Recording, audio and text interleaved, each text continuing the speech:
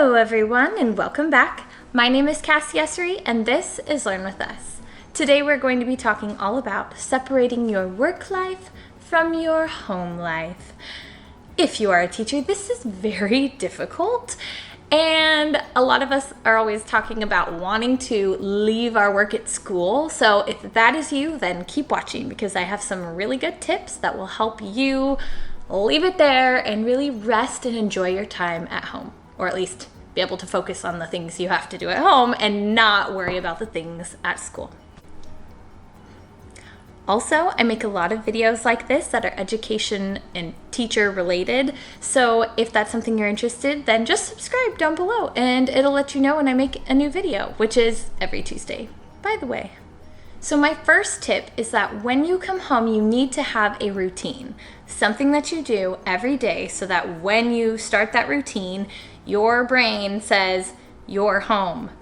Super important. Just like when you get up in the morning or when you have a routine right before bed so that your body starts to slow down and get ready for bed, you should have something like that when you come home. So here are a couple of ideas of things that you could include in your routine. One of them, drink a lot of water, at least a cup of water.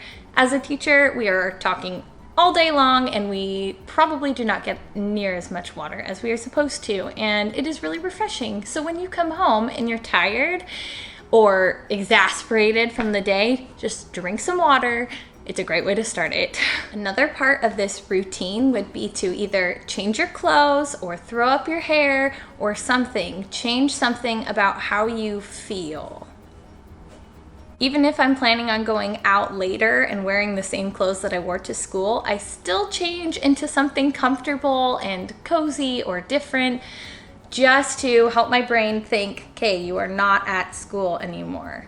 Not in work clothes, I'm in my home clothes. But like sweatpants or just something different that is not as professional related. Another thing that is a part of my routine, and it has been for years, is to go on a walk or go to the gym.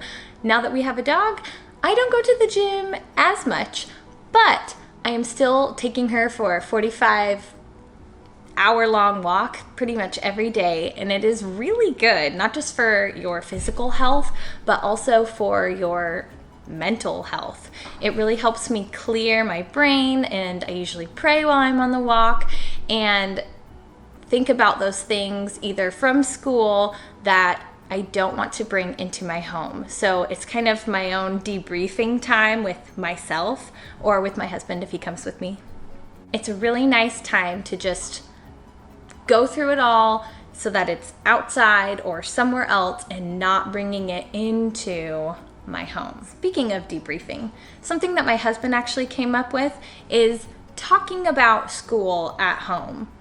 See, it's not like it's bad, but when you talk about it, you're bringing it into your space that is supposed to be different than school. So why are you talking about it so much?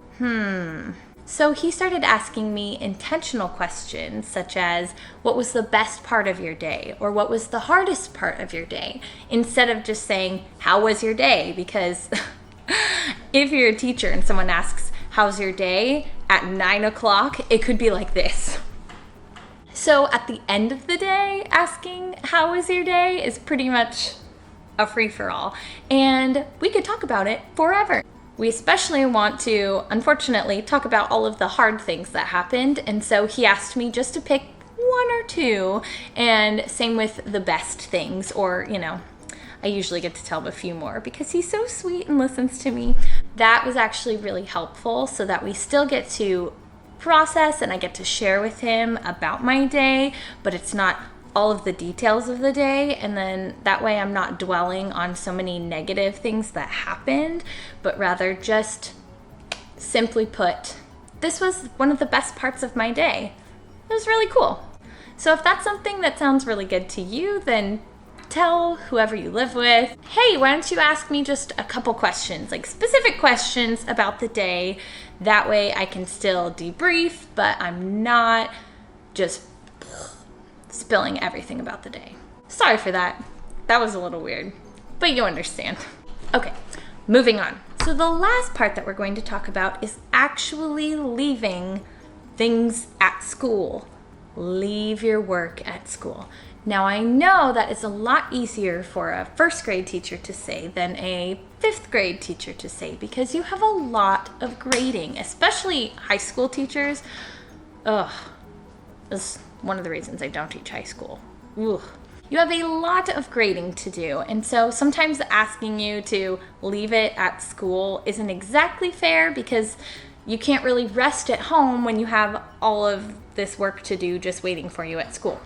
But I would strongly recommend that you only bring home things that you can do while still feeling restful. So for example, I only bring home things that I can cut out, or something that I can do while I'm watching a movie or listening to music, or something that is still productive, but it's not taking as much brain power from me, if that makes sense.